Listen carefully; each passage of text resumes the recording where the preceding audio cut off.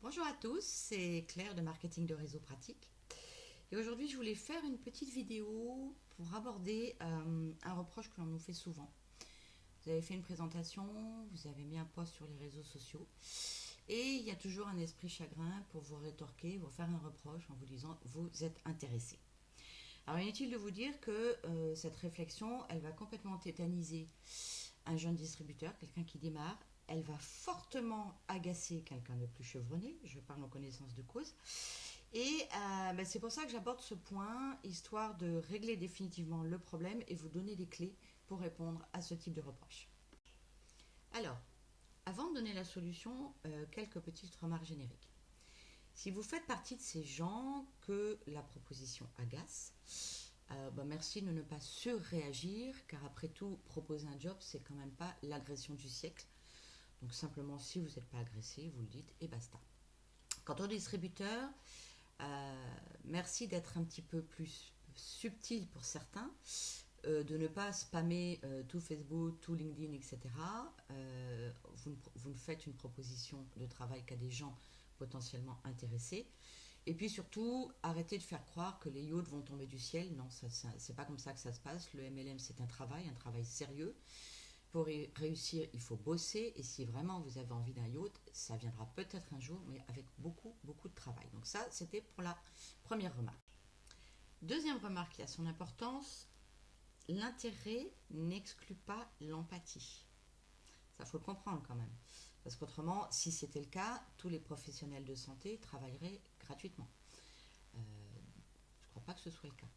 Donc oui, on peut avoir envie de réussir et d'aider les autres. Ça n'est pas antagoniste. Enfin, dernière remarque, et de loin la plus importante, c'est que derrière toute embauche, il y a un intérêt, il y a un besoin. Moi, je ne connais aucune entreprise, que ce soit dans le MLM ou ailleurs, qui vous embauche uniquement pour vos beaux yeux. Parce que imaginez quand même une entreprise qui va vous dire on n'a pas de poste pour elle, mais elle est dans la galère. Allez, on va être sympa, on va l'embaucher. Ça n'existe pas.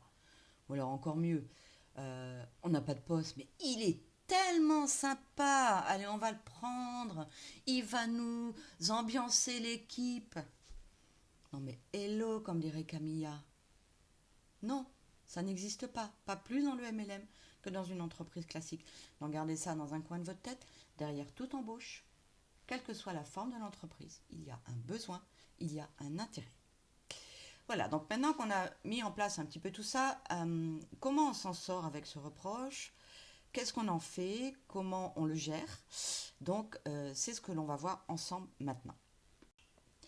Et donc, la question qu'on peut se poser, c'est par rapport à ce point-là, ce reproche qui nous est fait, pourquoi non seulement ne pas l'assumer, mais beaucoup mieux que ça, beaucoup plus puissant, pourquoi ne pas le revendiquer, le mettre en avant? Parce qu'après tout, c'est vraiment là que le MLM va se distinguer d'une entreprise classique. Dans une entreprise classique, quand on vous embauche pour une période d'essai, pour un CDD, voir un petit peu comment vous allez réagir dans le nouveau poste, personne ne va vous aider. Au mieux, on vous laissera tranquille, on va vous laisser vous planter. Au pire, ça sera des chausses-trapes et des pots de banane sous le pied. Dans le MLM, le fait que nous soyons intéressés à la réussite de cette personne, c'est vachement puissant. Et c'est vraiment ce qui va nous distinguer et c'est quelque chose qu'il faut mettre en avant. Dans le MLM, la réussite, elle se fait en équipe ou elle ne se fait pas. Nous sommes interdépendants les uns des autres. Bien sûr qu'on a besoin de recruter pour faire grandir notre réseau. Mais si on n'aide pas notre réseau lui-même à grandir, ça sert à quoi? Ça sert à rien. Alors que dans une entreprise classique, c'est chacun pour soi. Donc moi, en fait, ce que je vous propose, c'est que cette histoire-là, non seulement cet intérêt qu'on a à recruter les gens, non seulement il ne faut pas le cacher, mais il faut le mettre en avant, il faut le revendiquer, parce que c'est vraiment ce qui va faire notre différence. Et c'est tout simplement très simple de le revendiquer en disant, voilà, moi je cherche des personnes pour mon équipe, et comme mon intérêt, c'est votre réussite, c'est que vraiment vous réussissiez, je vais m'engager auprès de vous, je vais faire en sorte que vous ayez toutes les clés pour réussir. Et c'est vraiment ça qu'il faut mettre en avant, qui va nous distinguer, qui fait notre force, ce côté intéressé. Donc il ne faut pas le cacher, il faut le revendiquer haut et fort. Alors la prochaine fois que quelqu'un vous dira vous êtes intéressé, soyez pas gênés. Répondez mais oui, mais merci de souligner ce point. Oui, je suis intéressée et c'est une chance pour vous parce que je ne peux pas réussir sans vous. Et donc, si je veux réussir, je m'engagerai, je vais vous aider, je vais vous accompagner, je vais vous former.